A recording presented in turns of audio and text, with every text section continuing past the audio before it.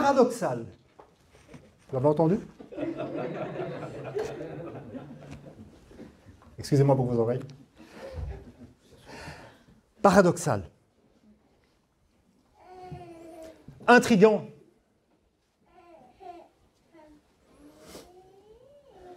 Bizarre. Pour certains même, irritant. Telle est décrite la joie des croyants devant les épreuves. Oui, oui. Les incroyants qui nous voient dans nos attitudes face aux épreuves sont intrigués. Pour certains même, il y a une forme d'attirance. Et là, j'ai envie de dire, à nous de jouer, car nous pouvons alors expliquer cette joie que nous avons au fond de nous. Mais pour certains, c'est vrai, ils en arrivent à être irrités. Pourquoi? Eh bien parce que nous n'agissons pas comme le monde fait. En général, devant les difficultés. Se plaindre, râler, ou peut-être même chercher l'oubli dans la débauche. Voilà quelles sont un peu les attitudes que le monde a lorsqu'il rencontre des difficultés dans la vie, lorsque ça ne tourne pas comme les gens le voudraient.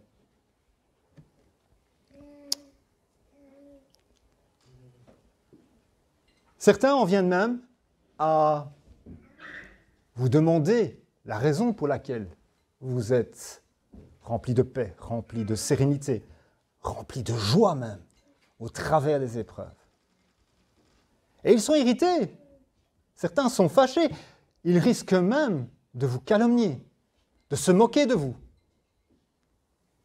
Parce que vous ne faites vraiment pas comme tout le monde, n'est-ce pas? On va se mettre en situation ce matin. Un exemple que je vais vous donner et qui va nous permettre de comprendre tout au long du message vraiment l'idée principale. Ça va être le fil conducteur ici, cet exemple que je vais vous donner. Imaginez un chrétien, un jeune chrétien, fraîchement converti, qui voilà, est plein de joie, justement, à l'idée d'aller à l'étude biblique, à l'idée d'aller aux réunions de prière.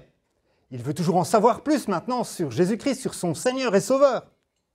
Et nous sommes vendredi soir, 19h, et il y a l'étude biblique qui est prévue à, disons à Kiev. Je ne sais pas si c'est, non, c'est pas vendredi, mais on va dire que c'est vendredi. Imaginez. Et peu de temps avant 19h, quelques anciens amis viennent sonner à la porte. Et je vous laisse un peu imaginer la conversation qu'ils ont juste avant de venir sonner. C'était des amis avec qui il avait l'habitude d'aller faire la fête le vendredi soir. Et ils viennent. Dis donc, je me suis laissé dire qu'il croit maintenant en, tu sais, en ce Jésus-Christ-là, et qu'il a changé. Non, il paraît qu'il ne voudrait plus sortir avec nous comme il faisait avant. Ah, tu crois ça, toi? Tu vas voir, quand on sera à nous 10 ici, devant lui, son Jésus-Christ, il va vite l'oublier, et il viendra avec nous, et il sortira avec nous. Et les gars, ils sonnent à la porte. Et il vient ouvrir, et il voit ses anciens amis devant lui. Alors, tu ne viens pas avec nous? Nous allons nous amuser. Et là, il faut de la force, n'est-ce pas? Les tentations qui pourraient revenir.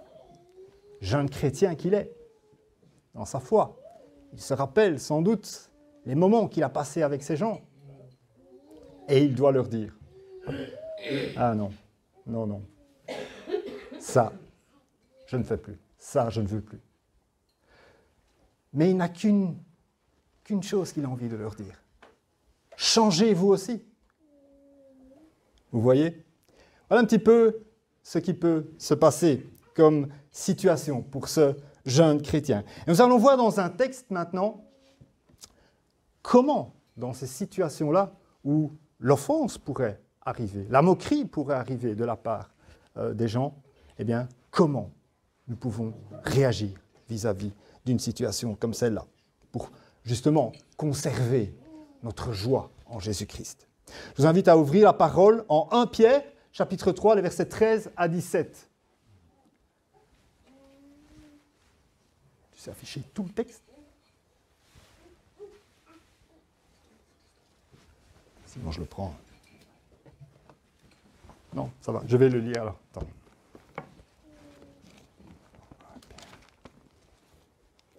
Petit instant, je pensais qu'il l'avait.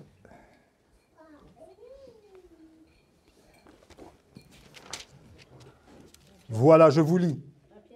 1 Pierre 3, les versets 13 à 17. Et qui vous maltraitera si vous êtes zélés pour le bien? D'ailleurs, même si vous souffriez pour la justice, vous seriez heureux.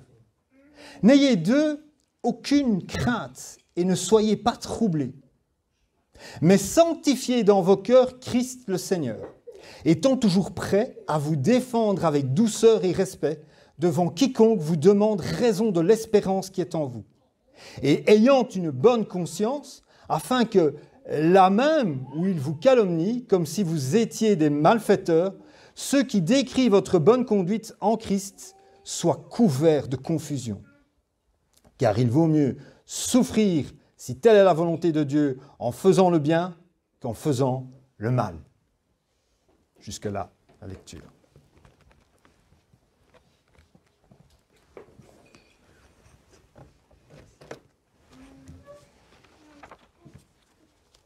Quel passage, n'est-ce pas?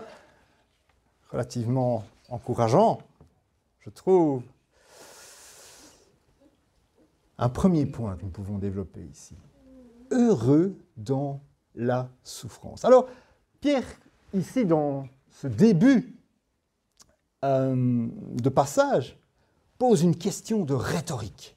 Question de rhétorique, c'est-à-dire une question dont la réponse coule de source, dont on connaît quelque part la réponse. Qui vous maltraitera? Mais personne. Sous-entendu, personne, bien sûr.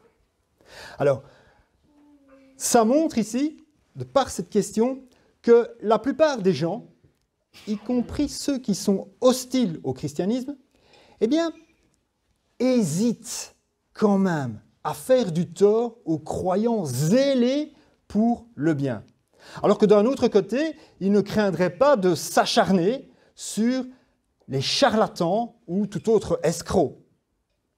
Pourquoi? Eh bien, parce qu'ici, quand on parle de zéler pour le bien, bien sûr, comprend la notion de bonté, de générosité, d'altruisme, de sensibilité, pour ne pas dire de compassion envers autrui, mais contient également la notion de proclamation de l'Évangile. C'est-à-dire que nous sommes zélés pour le bien, c'est-à-dire que toute notre vie pointe en direction de la proclamation de l'Évangile. Nous vivons pour l'Évangile, pour ne pas dire pour Jésus-Christ. Vous voyez? Donc ça, c'est la notion de bien au niveau biblique. Vous voyez? Le bien, mais c'est littéralement tout faire pour que nous puissions être un témoignage de la parole de Dieu. Vous voyez? Zélés pour cela. Eh bien, on s'aperçoit que même les adversaires très redoutables du christianisme hésitent quand même à faire du mal à quelqu'un qui est zélé pour ce bien-là, n'est-ce pas? Rappelez-vous, Matthieu, chapitre 5, verset 16, nous le dit. « Que votre lumière luise ainsi devant les hommes, afin qu'ils voient vos bonnes œuvres et qu'ils glorifient votre Père qui est dans les cieux. » Ça illustre bien cette situation ici. On pourrait même dire aussi que le temps du verbe « vous êtes zélés » souligne en fait une qualité fondamentale chez les chrétiens qui vont vouloir, comme je vous dis, témoigner de par leur attitude et de par ce qu'ils disent, de par le message qu'ils transmettent, eh bien, transmettre ce message.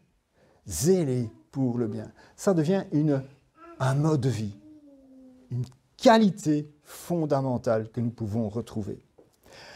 J'ai lu en préparant ma note, j'ai lu l'exemple de Murray McCheyne, qui était pasteur écossais, qui était très pieux, un pasteur du 19e siècle, et il paraît que ce monsieur, son visage reflétait tellement l'amour de Dieu qu'il y a des gens qui venaient l'écouter, et qui apparemment, eh bien, par après, se convertissaient, voulaient savoir plus de ce Jésus-Christ qu'il avait dans sa vie.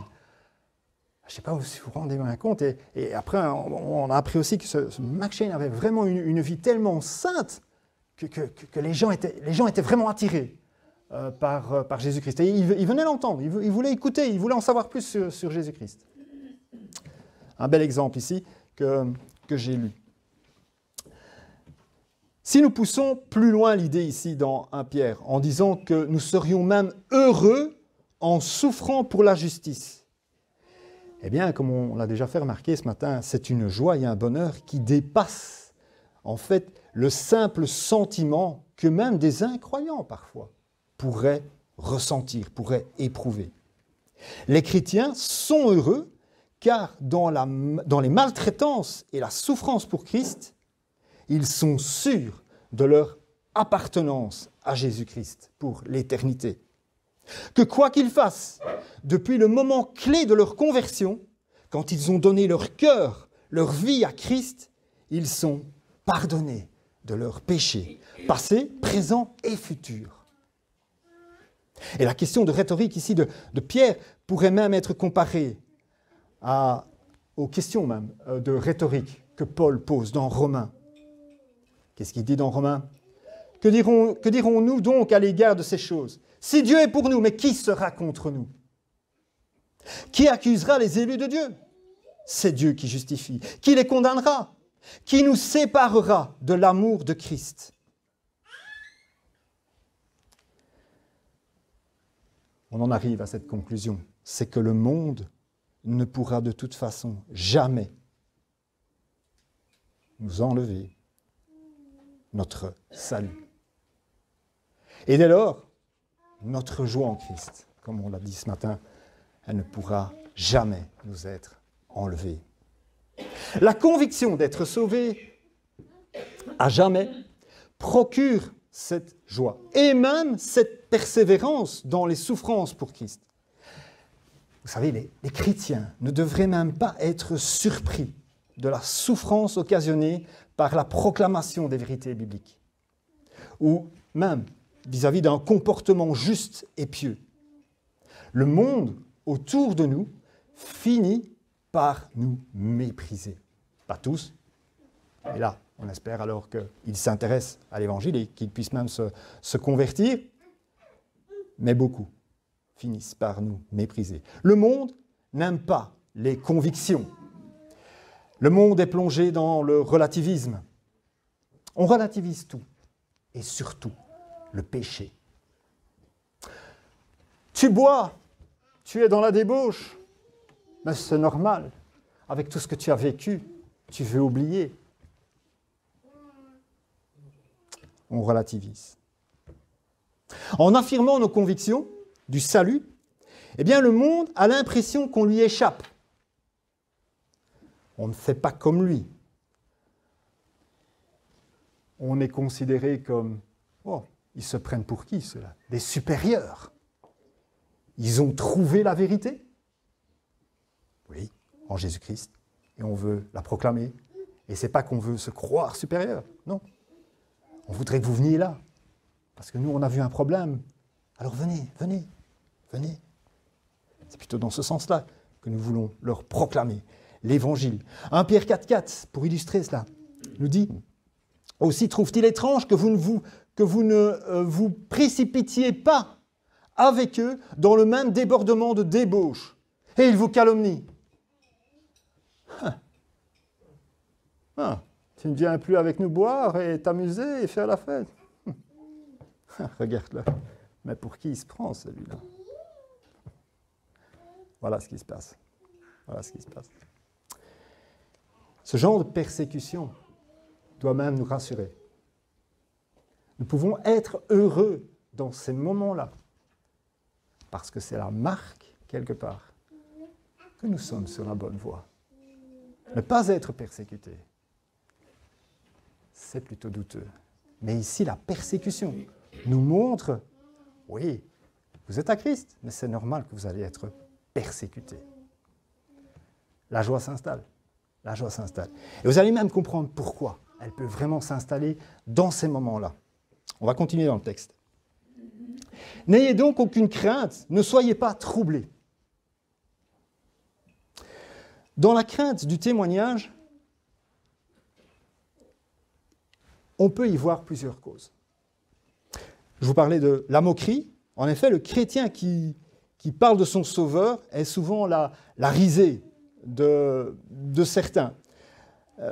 Certaines remarques arrivent, parfois blessantes, pas toujours méchantes, mais souvent fatigantes.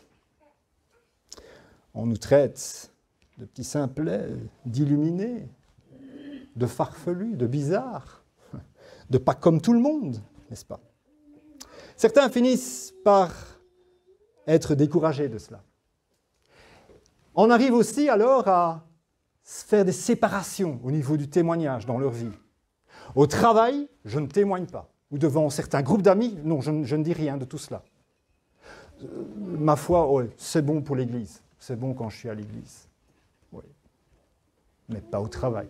Parce que si je parle de Jésus à un tel ou à un tel, tout ce qu'il va encore me raconter, celui-là, oh non, hein, ça ne va pas. Il va encore se moquer de moi, ou il va encore faire ceci et cela. Et on en arrive à ça, à un découragement vis-à-vis de la proclamation de l'Évangile. Il y a une forme aussi d'hypocrisie. Avant d'évangéliser, réglons d'abord nos problèmes dans l'Église. Réglons d'abord. Le problème, c'est qu'il y en a tout le temps des problèmes, ça revient tout le temps. Il y a plein d'autres choses qui peuvent arriver. Et donc, on n'a jamais fini. Et donc, avant de penser à l'évangélisation, oh là là, ça paraît bien loin, n'est-ce pas? On a peur de l'échec aussi. Ouais, mais je vais proclamer l'évangile et de toute façon, s'ils ne viennent pas à Jésus, je vais avoir l'air de quoi? Rappel, nous semons. Et c'est Jésus qui fait croître. La Bible parle aussi que certains ne viendront pas.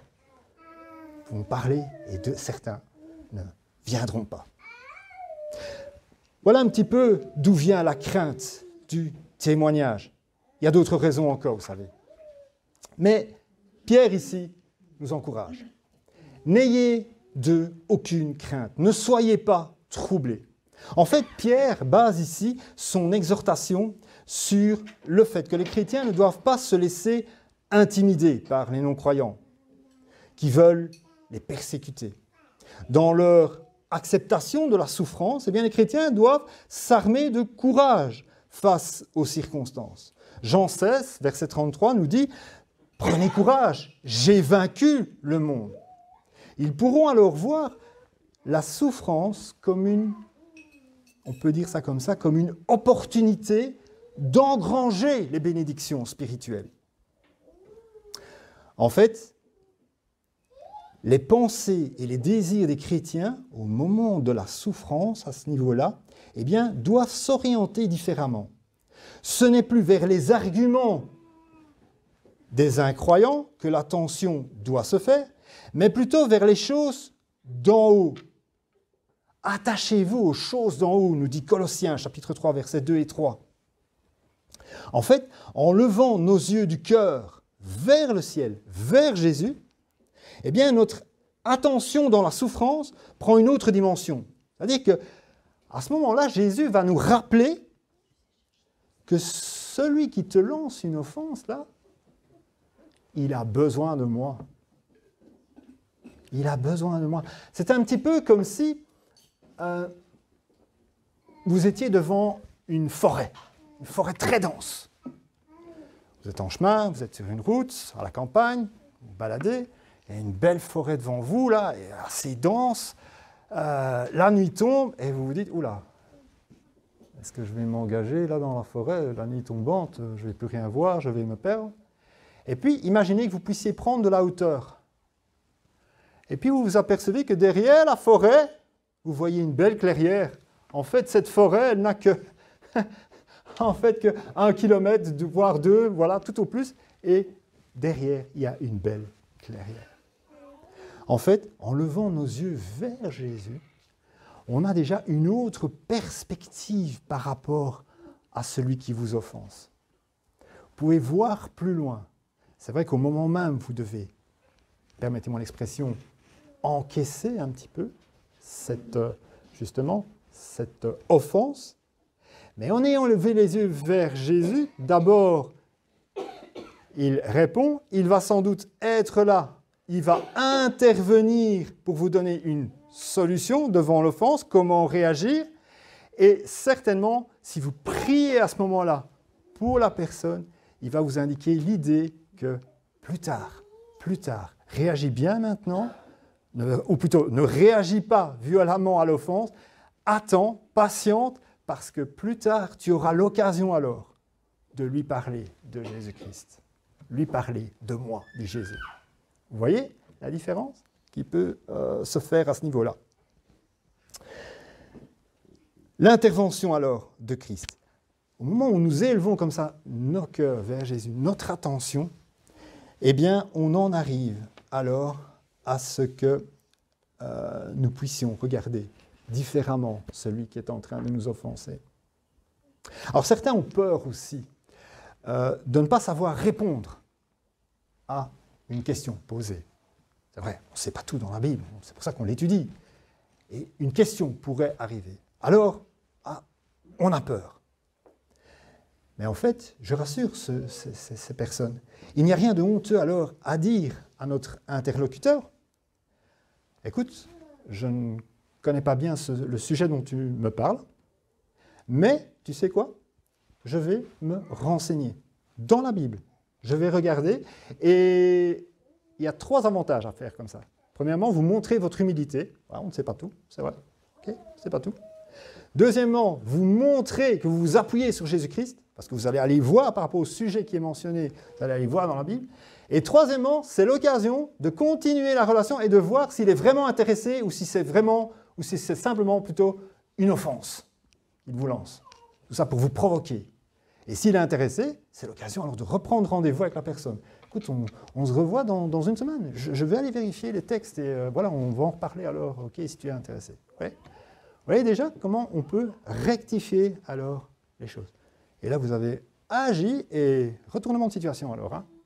Et là, vous pouvez voir comment la personne va réagir face à ce qu'il est en train de vous demander. Encore un autre aspect maintenant qui va nous permettre de bien réagir.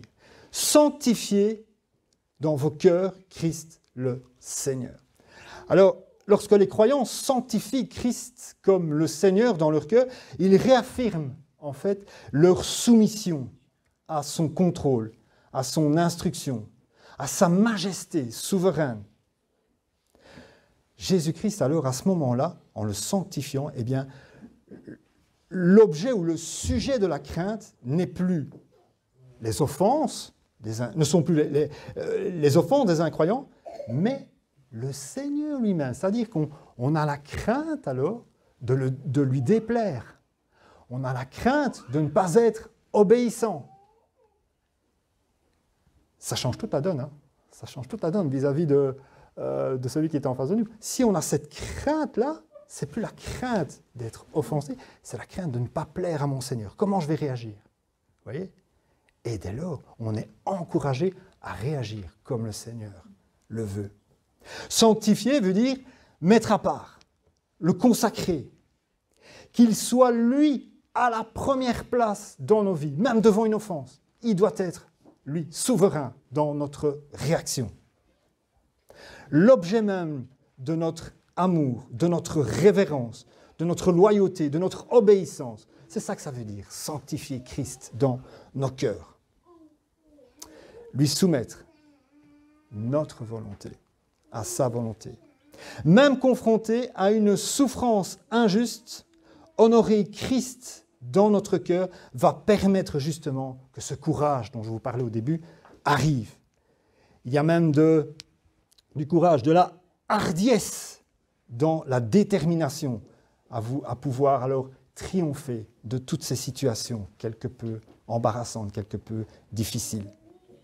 Vous savez que ce courage est même communicatif. L'apôtre Paul, quand il était prisonnier et il avait écrit aux Philippiens, dans sa prison, il dit ceci en Philippiens 1,14, « La plupart des frères dans le Seigneur, encouragés par mes liens, ont plus d'assurance pour annoncer sans crainte la parole. » C'est même quelque chose de communicatif. Lorsqu'on sanctifie Christ dans nos cœurs, qu'on proclame l'Évangile, non seulement on a pris courage, on parle, c'est quelque chose de communicatif par rapport à nos frères et sœurs. Et c'est très encourageant d'entendre cela. Pour nos églises, c'est un moyen d'être renforcé encore dans notre foi et dans notre unité pour Jésus-Christ. Sanctifiez dans vos cœurs Christ, le Seigneur. Alors bien sûr, il y a des situations où certains chrétiens, sont, je vais dire, attachés à certaines amitiés. Et ils cèdent à un certain laxisme, en ce sens où ils n'affirment pas clairement toujours leurs opinions. Parler du fait que les gens sont perdus sans Jésus-Christ, sont pécheurs, ne transparaît pas toujours dans le message que nous leur adressons. On a peur que les gens le prennent mal. Peur alors de perdre une certaine amitié. Mais la place à un doute est là alors. Le problème, c'est que si on ne dit pas tout, si on n'est pas clair dans notre position pour Christ, et si on n'annonce pas clairement le message de l'Évangile, certains risquent de dire « Ah, mais ils sont heureux comme ça, c'est bien pour les chrétiens, mais moi je peux être heureux d'une autre façon. » Il faut que cela puisse les toucher. Et comment est-ce que cela va les toucher? C'est leur dire « Si toi tu ne viens pas, ça va aller mal. » Oui, il y a un problème chez toi. Nous devons le dire. Sinon, ils ne vont pas se sentir concernés.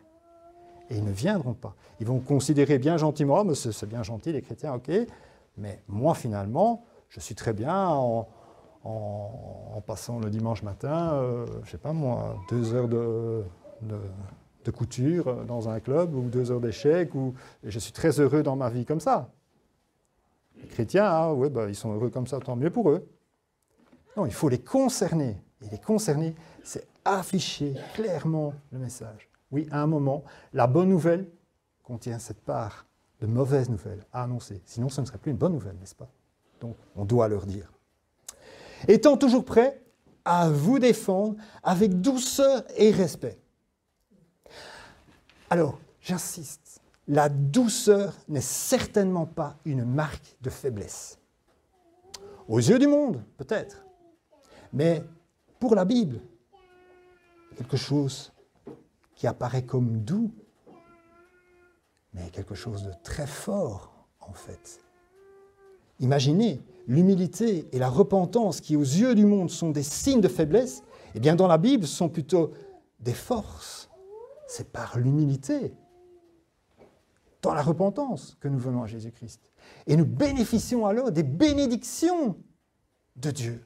Nous recevons la vie éternelle.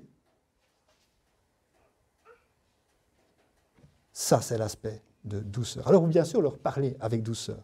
Dans ce contexte, nous pouvons dire aussi que c'est un refus de dominer sur l'autre dans une conversation. Il parlait avec douceur. Un refus de le dominer dans un premier temps. Tout le temps, normalement. On ne domine pas la personne. On laisse plutôt venir et on en arrive même à cette notion aussi de respect.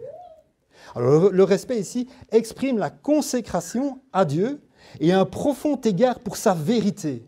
Et même avoir de la considération aussi pour l'auditeur. Colossiens 4,6 nous dit que votre parole soit toujours accompagnée de grâce, assaisonnée de sel, afin que vous sachiez comment il faut répondre à chacun. Un certain respect. Douceur, respect. Et pour illustrer un petit peu ces aspects de douceur et de respect, un exemple tout trouvé, c'est de pouvoir amener quelqu'un à constater par lui-même son état de pécheur devant Dieu. L'amener à réaliser qui il est, qui est Dieu, et la solution alors qui s'offre à lui. Faire prendre conscience à quelqu'un de la détresse dans laquelle il se trouve s'il ne vient pas à Jésus-Christ. Bien sûr, nous semons et le Seigneur révèle cela au cœur du pécheur. Le Saint-Esprit convainc de péché, nous dit Jean 16, verset 8.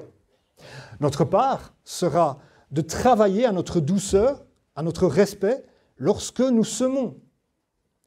Et j'ai repensé à l'exemple d'un évangéliste, peut-être certains le connaissent, Nick Pollard, qui a écrit un livre sur l'évangélisation, et où il parle de ce que l'on appelle la déconstruction positive. Je ne sais pas si vous avez déjà entendu ce terme. Non, non. Okay, je vais vous expliquer. En gros, on s'intéresse de plus près à notre interlocuteur. C'est-à-dire, on le laisse parler, voire même ce qu'on fait, on lui pose des questions sur sa vision du monde, sur les raisons pour lesquelles il ne vient pas à Jésus-Christ, et on le fait parler. Et il peut y aller, il peut se lâcher. Et il donne quelques précisions, et on repose des questions, et on avance. Et puis à un moment, au fil du temps, mais en attendant, vous écoutez bien tout ce qu'il dit, hein, voilà. Et puis à un moment, ça finit par tourner en rond. Il répète les mêmes choses. Il n'y a plus d'arguments. Et puis à un moment, il y a même tout doucement un silence. Parce qu'on n'a plus, plus de réponses, plus d'arguments. Et puis, vous pouvez continuer même à marquer un temps de silence. On attend. C'est comme si là, il y a un moment suspendu là. On est dans le constat de tout ce qui vient d'être dit, tout ce qui vient d'être fait. OK ? Et puis alors, vous commencez. Tiens, tu sais, tu as mentionné le fait que Dieu n'existe pas. Pourtant, tu sais, la Bible dit que... Et alors, vous commencez. Toujours avec douceur, hein ? Calmement, avec respect, vis-à-vis des idées qu'il a émises. Vous les reprenez et tout doucement, vous y allez. Vous y allez. Il y a un grand avantage à cette façon de faire, c'est que vous mettez votre interlocuteur en confiance. Quelqu'un parvient à se lâcher, à vous, je vais dire dans la conversation, c'est-à-dire à vous expliquer sa vision du monde, etc. Eh bien, ça permet vraiment le contact, la confiance qui s'établit. Il se livre à vous dans la conversation. Quelque part, on défriche un peu le terrain de ses idées. On commence à voir clair dans ce qu'il pense. Et dès lors, on peut commencer à travailler. Et quand je dis travailler, à voir comment maintenant bien lui répondre avec des arguments bibliques. Bien sûr, ça peut prendre du temps, ça peut prendre plusieurs séances, s'il est intéressé, évidemment, ça dépend à qui vous vous adressez, etc. Mais c'est une bonne façon, je trouve, de faire pour pratiquer cette douceur et ce respect vis-à-vis de notre auditeur. Tout ceci afin de confondre le monde. Alors Pierre, quand on reprend un petit peu le texte, eh bien, il dit « avec une bonne conscience ». Le problème, c'est que notre conscience a été salie aussi par le péché. La preuve en est, c'est que notre conscience peut, par exemple, nous excuser de quelque chose, mais que Dieu n'excuse pas. Dieu attend la repentance, Dieu attend le pardon vis-à-vis de certaines choses. Et la conscience, eh bien, elle finit par être étouffée quelque part. Vous voyez, les gens, ils ont tendance à vouloir amoindrir le péché. Par exemple, on entend cela dans le langage, eh bien, oh tu sais, c'est pas si grave, tout le monde fait comme ça, hein, ou ne faut-il pas que jeunesse se passe, hein, oui, oui, oui, oui. Et petit à petit, on finit par vouloir étouffer la conscience qui est en train d'essayer de dire eh, non, non, ça va pas là, non, non, non, non, non, on étouffe les choses. Autre moyen d'étouffer, on se cherche des justificatifs.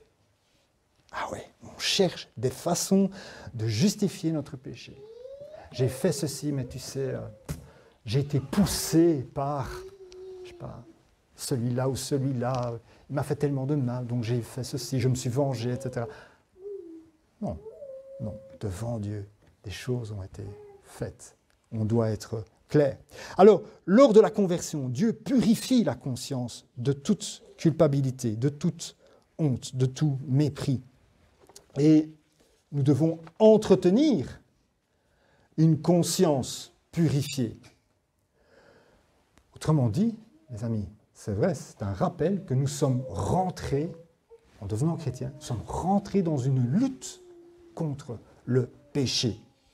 Quand nous venons à Christ, nous prenons conscience de nos péchés. Et dans l'humilité, on n'aspire plus qu'à une chose, au pardon de Jésus-Christ.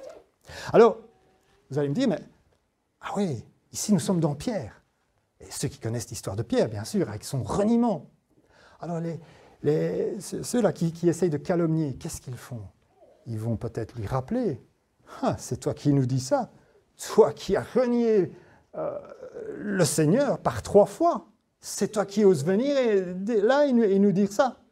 Mais Pierre pourra leur dire alors, moi j'ai expérimenté vraiment le pardon de mon Seigneur. Vous savez, Pierre, il est tombé dans ce qu'on appelle la contrition. Il a pleuré toutes les larmes de son corps et de son cœur. Vraiment, il a eu un profond regret et il n'avait plus qu'une chose dans le cœur, c'était « Seigneur, pardonne-moi ce que j'ai pu faire ». Il peut alors expliquer cette expérience à ceux qui essayent de le confondre. Il n'a pas cherché, Pierre, à étouffer sa conscience.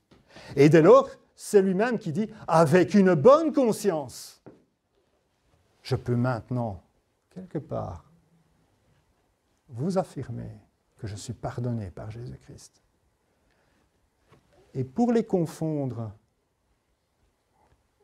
et vous, et vos péchés,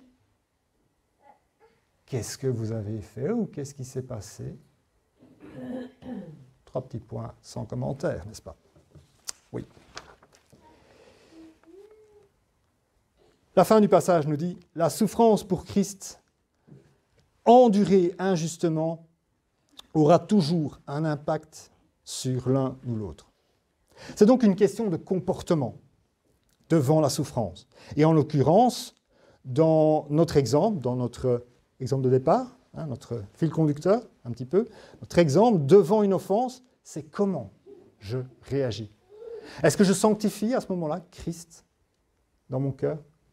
Est-ce que je suis prêt à avoir la bonne réaction qui va permettre que je conserve bien ce moment de joie?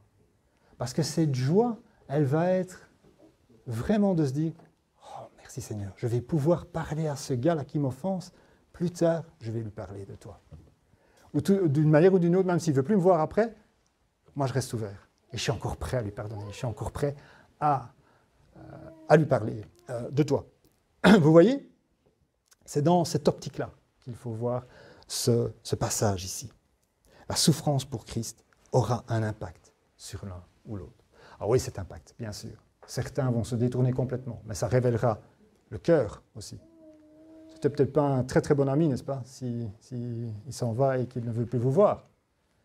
Mais peut-être, par après, la même personne qui vous a offensé va réfléchir. Si vous tenez bon sur vos positions, si vous tenez bon dans vos convictions, va peut-être réfléchir et un jour se dire, tiens, mais il a risqué de perdre notre amitié, même à ce prix-là. Intéressant. Il va peut-être commencer à réfléchir. Et peut-être un jour reviendra-t-il. Et comme vous avez bien réagi, il reviendra et il y aura une occasion alors de lui parler de Jésus-Christ. Si vous réagissez mal à ce moment-là, il risque de repenser au fait que vous vous êtes fâché, vous avez peut-être été offensant à votre tour, et donc il va peut-être repenser à ça. Si vous réagissez en levant les yeux vers le Seigneur, en sanctifiant Christ dans vos cœurs, alors là, le maintien de la joie et la possibilité d'une relation retrouvée encore avec ce gars pourra se faire. Petite conclusion pour ce passage. Heureux sommes-nous. Car qui peut faire quelque chose contre le salut de Dieu en Jésus-Christ? Personne. Qui peut nous enlever cette joie de lui appartenir? Personne. Cette joie permettra de supporter la maltraitance ou les difficultés de toutes sortes. Un moyen efficace de manifester cet état de cœur et cette appartenance, c'est de témoigner contre nos accusateurs. En témoignant avec une bonne conscience, l'attaque des accusateurs se retourne contre eux, ils sont alors confus et la victoire et la gloire reviennent à notre Seigneur Jésus-Christ. Amen.